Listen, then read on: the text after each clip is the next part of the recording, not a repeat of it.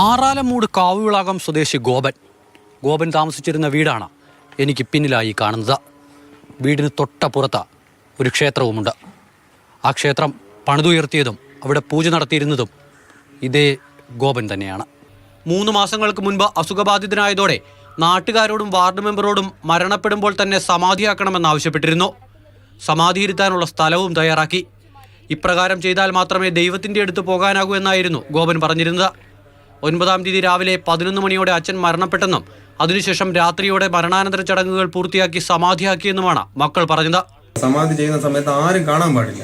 അപ്പോൾ ആരും കാണാൻ പാടില്ലാത്തതുകൊണ്ട് അച്ഛൻ തന്നെ നേരത്തെ നമ്മളടുത്ത് പറഞ്ഞിട്ടുണ്ടായിരുന്നു, അങ്ങനെ ആരെയും കാണിക്കരുത്, ഇന്ന രീതിയിൽ എനിക്ക് സമാധി കർമ്മങ്ങൾ ചെയ്യണം, സുഗന്ധദ്രവ്യങ്ങൾ ഭസ്മവും കർപ്പൂരം ഇട്ട് ഇന്ന രീതിയിൽ എന്നെ പൂജാതി കർമ്മങ്ങളൊക്കെ ചെയ്തു വേണം ഓരോന്ന് ചെയ്യാനെന്ന് പറഞ്ഞ് സമാധി ചടങ്ങുകൾ മൊത്തം എനിക്ക് പറഞ്ഞു തന്നെ അച്ഛൻ.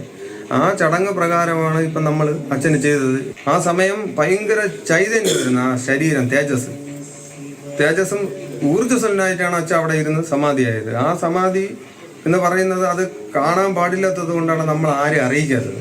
കോൺക്രീറ്റ് സ്ലാബ് ഉപയോഗിച്ചാണ് മൃതദേഹം മൂടിയിരിക്കുന്നത്. മരണം നടന്ന വിവരം നാട്ടുകാരും അറിഞ്ഞിരുന്നില്ല. അദ്ദേഹം തന്നെ പറയുകയാണല്ലോ, എൻ്റെ കൂടെ വന്നു, മരുന്ന് കഴിച്ചു, എൻ്റെ കൂടെ വന്നു, അതിനകത്തിരുന്നു, ആത്മാവ് പോകുന്നത് അയാൾ കണ്ടു എന്നാണ് പറയുന്നത്.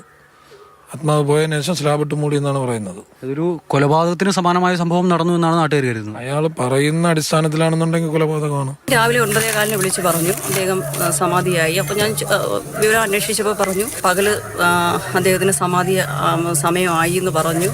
അതിന്റെ ആചാരകർമ്മങ്ങളൊക്കെ ചെയ്തു.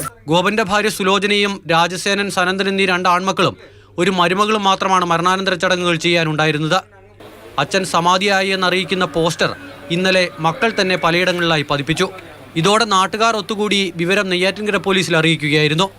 എൻ്റെ പിന്നിൽ കാണുന്ന ഈ 4 അടിയോളം ഉയരമുള്ള കോൺക്രീറ്റ് പാളിക്കുള്ളിൽ ഒരാളിരിപ്പുണ്ട്. ആൾ എങ്ങനെ അവിടേക്ക് എത്തി എന്നുള്ളതാണ് ദുരൂഹമായി തുടരുന്നത്.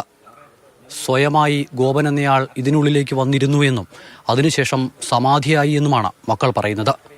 പക്ഷേ ജീവനോടെ തന്നെ ഈ കോൺക്രീറ്റ് പാളിക്കുള്ളിൽ ഗോപനെ മൂടിയെന്നുള്ളതാണ് നാട്ടുകാർ ഉന്നയിക്കുന്ന ആരോപണം.